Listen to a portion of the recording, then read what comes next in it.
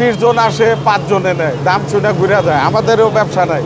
আমি 2700 টাকা দিয়ে 2500 টাকা নিচ্ছি।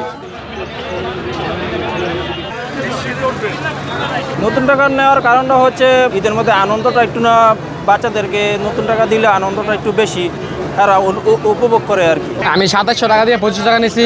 ঈদ রমজান মাস ঈদের মধ্যে ছোট ভাই বাজার আছে, গ্রামে ছোট ভাই বাজার আছে, তাদেরকে দিমু, তারা একটা আনন্দ পাবে নতুন টাকা নিয়ে, এই জন্য নতুন টাকা নেওয়া হয়েছে আর কি। বেচা বিক্রি আছে, কাস্টমার আছে, কিন্তু আমাদের তো নতুন টাকা নাই, রেট অনেক বেশি হয়েছে, মনে করেন না নতুন টাকা না ছাড়ার কারণে আর কি একটু রেট বেশি। আমি এখানে নিচ্ছি আপনার এই 8000 টাকা, 8500 টাকা নিচ্ছি, প্রায় 500 টাকার মতো বেশি দেওয়া হয়েছে। এখানে অতিরিক্ত বেশি নেওয়া হচ্ছে, কারণ বাংলাদেশের ব্যাংকে টাকা ছাড়ে নাই। ব্যবসা করতে হচ্ছে 15 বছর ধরে, এখন এই বছর মনে করেন ব্যবসা ব্যাংকে মাল ছাড়ে নাই, সেজন্য আমরা বান্ডিল পাচ্ছি না, সেজন্য আমাদের বান্ডিলের দাম বেশি। 100 টাকার বান্ডিল ব্যস্ত হয় 500 টাকা, 50 টাকার বান্ডিল ব্যস্ত হয় 400 টাকা। এটা ঈদের সময় বাচ্চাদেরকে দেওয়া বা যাদেরকে খরচ করা হয় তাদেরকে বকশিস দেওয়া, এই জন্য এটা একটু খুশি হয়, সেজন্য নতুন টাকার ম্যানেজ করা। এখানে আপনার নতুন টাকা নিতে গেলে তো এদেরকে টাকা দেওয়া লাগে, একজন এক এক রকম নেয়, তো ওখান থেকে ওরা নিয়ে আসে অনেক কমে, কিন্তু এখানে এসে অনেক টাকা চায়, অনেকে করে, কিন্তু ব্যাংকের থেকে সঠিকভাবে পাওয়া যায় না। আমি বাংলাদেশ ব্যাংকে গেছিলাম আজকেও, কিন্তু বলতেছে যে না, কোনো নতুন টাকা নাই।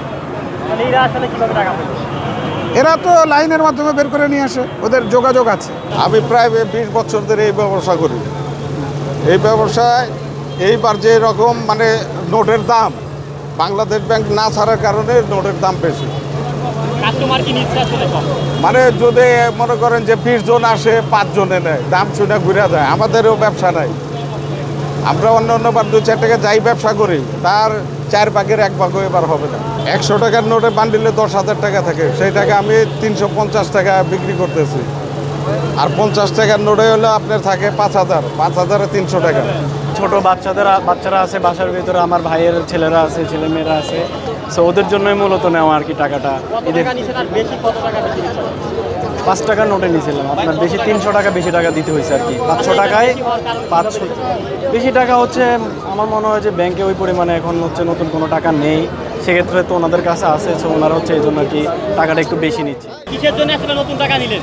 খুচরা ব্যবহারের জন্য বিভিন্ন সময় টাকার দরকার হয়। 500-1000 দিলে ভাঙতি পাওয়া যায় না, সময় নষ্ট হয়, সিএনজি ভাড়া বা বিভিন্ন ভাড়া দিতে গিয়ে খুবই বিপর্যক অবস্থা পড়তে হয় 500-1000 টাকা নোট থাকলে। এমনি কাউকে দেন না? না, কাউকে দেওয়ার জন্য না, এটা দৈনন্দিন ব্যবহারের জন্য খুব প্রয়োজন করে, সেই জন্য। আচ্ছা, নিলেন হচ্ছে 10,000 টাকা, 350 টাকা ছিল বেশি কেন? বেশি মনে হচ্ছে কিনা? না, 10,000 টাকা 300 টাকা বেশিটা হচ্ছে যে আপনি যে অতিরিক্ত যা দিলেন, এটা আপনি সুবিধা পাচ্ছেন, বেনিফিট পাচ্ছেন, ব্যবহার করতে সুবিধা পাচ্ছেন। আপনি 500 টাকার নোট, 1000 টাকার নোট মানুষ দিতে পারে না, যারা খুঁজতেছে। সিএনজিওয়ালা দিতে পারে না, অটোওয়ালা দিতে পারে না, কেউ দিতে পারে না, যার জন্যই খুচরা নিতে হয়।